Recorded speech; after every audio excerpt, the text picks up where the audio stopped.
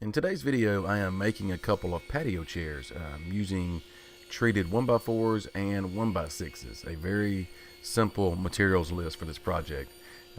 Down in the description, you'll find a link to the project plans and a step-by-step tutorial to help you build these chairs yourself. But getting started with the project, as with most of my projects, I start by cutting the boards down into the parts that I need according to the plan, and I'll label them as I go. And this way I can just follow the plan as I assemble the chair, and it makes it really easy. Now, there are a couple of key angles in this project, just to give the seat a nice lean and also for the legs to steady up the chair. And I'm using my speed square here to find the angles, and I cover the details on how I went about doing that in the website article, and I've got that linked below in the description if you are not familiar with that method. And for the cuts on this particular part of the project, and for most of the project, I opted to use my bandsaw and miter gauge to make my cuts, but the table saw would definitely be a good option here as well.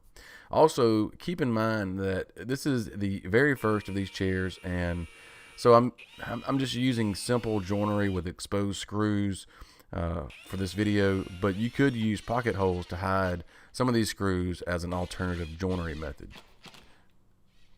Now, I also want to mention that when I design and create a project with plans, most of the time I have to build the project after making the plans and then make changes as I go while I'm building, just to work out the kinks. And that's exactly what I did here in this chair build.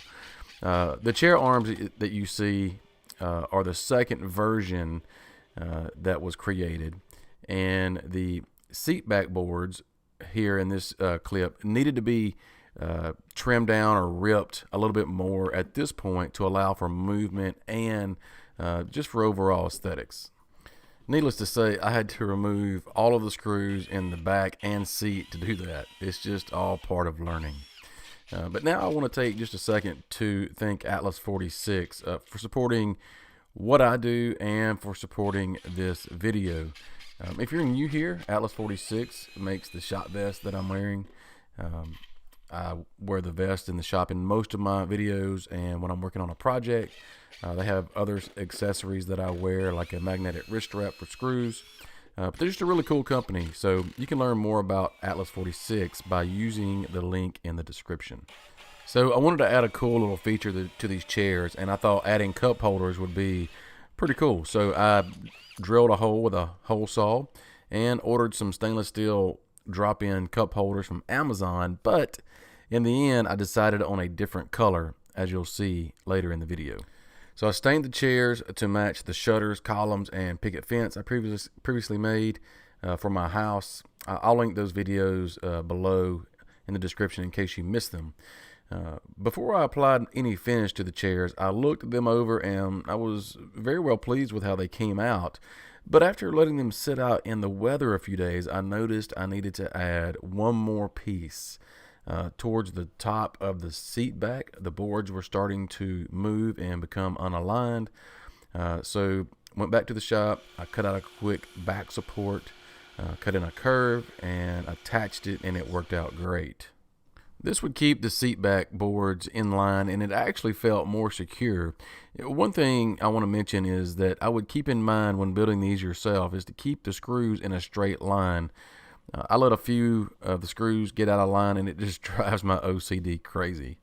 With the finish, I was after a semi-gloss look, and it took a few coats to get that, and it came out really good, I thought. I'll link everything that I used, including the type finish, in the website article linked below.